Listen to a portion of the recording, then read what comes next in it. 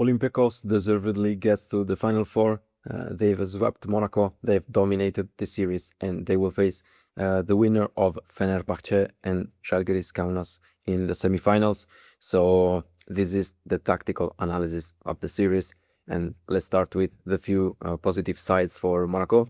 They attacked Milutinov and Vezenkov with high pick and rolls with Mike James as the ball handler. This way, the Serbian center had to play an aggressive coverage, and Thais or Blossom game could find some success in the short roll.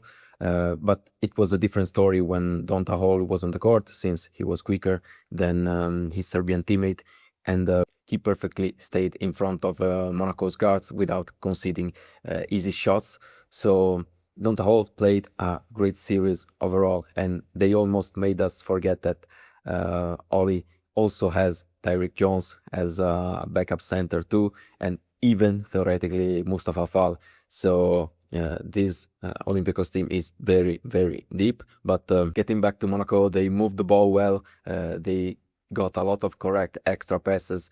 They found the open man, especially in the weak side corners when Olympiacos tried to shrink the floor a little bit and clog the paint, but they missed a lot of open threes. And if you have these low percentages, especially against Olympiacos, you do not have a chance to win a single game in the series and not even compete in a single game of the series. But they also found some success in shooting from the mid-range area in some stretches of the games, since Monaco is the team that proportionally allows the highest number of mid-range shots in the entire Euroleague.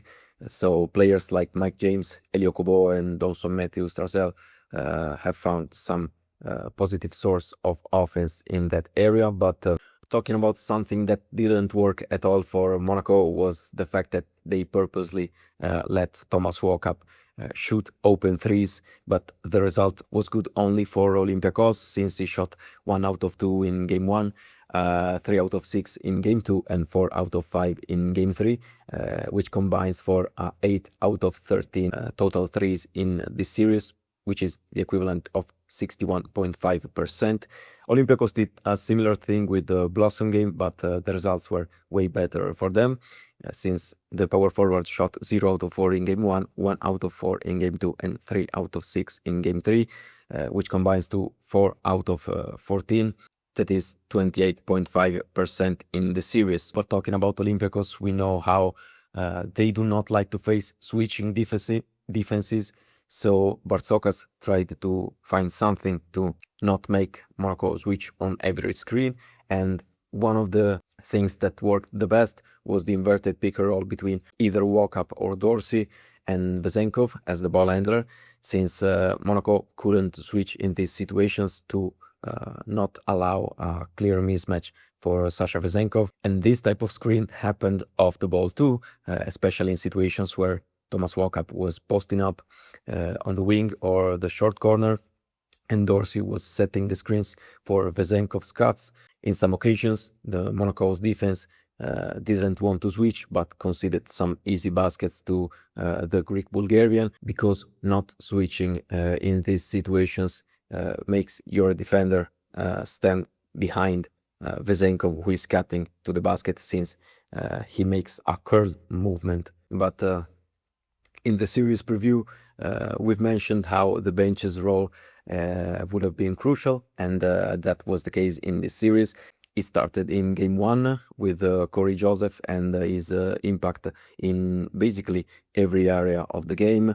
He made some important hustle plays, he scored some crucial baskets, and he played solid on both ends of the floor. But not only him, Peters was very important throughout the whole series. Players like Fournier and Walkup stepped up when Vezenkov and Dorsey were not particularly hot, for example in game 3.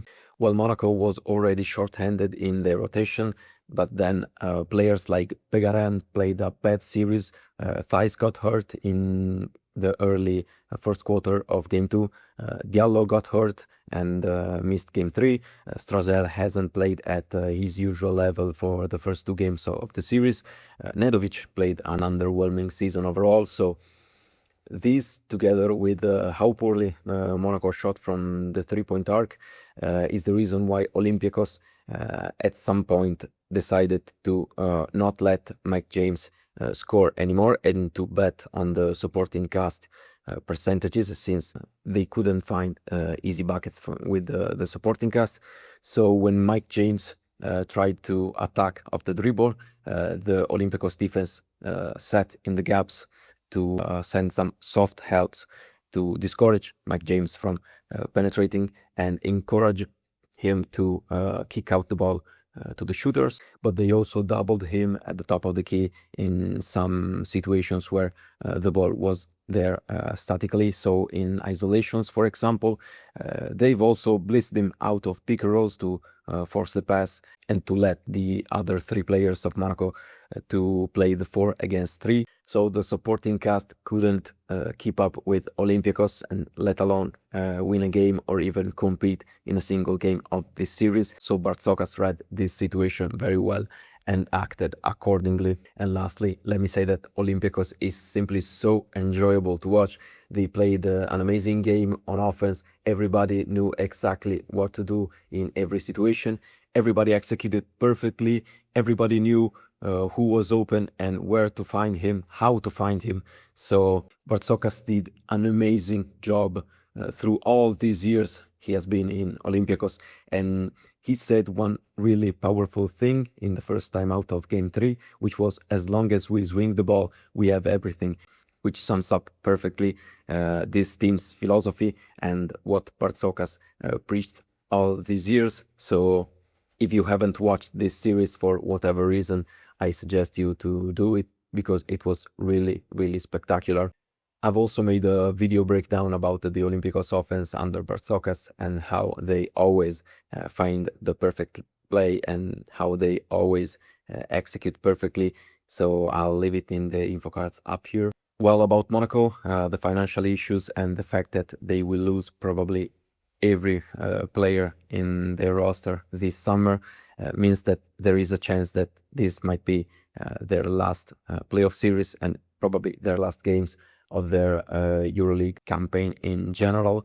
I hope this is not, because this team has always been competitive in their years in Euroleague, and I hope they will sort something out of this situation. But this whole thing remains unclear, and we'll see what happens with the future of Monaco in Euroleague. And that was all for today. You can check the description out for some extra basketball content. You can also become a premium member to unlock the full episodes of this podcast. Then feel free to interact with this video and help us reach more people. But with that said, thank you for watching and see you in the next video.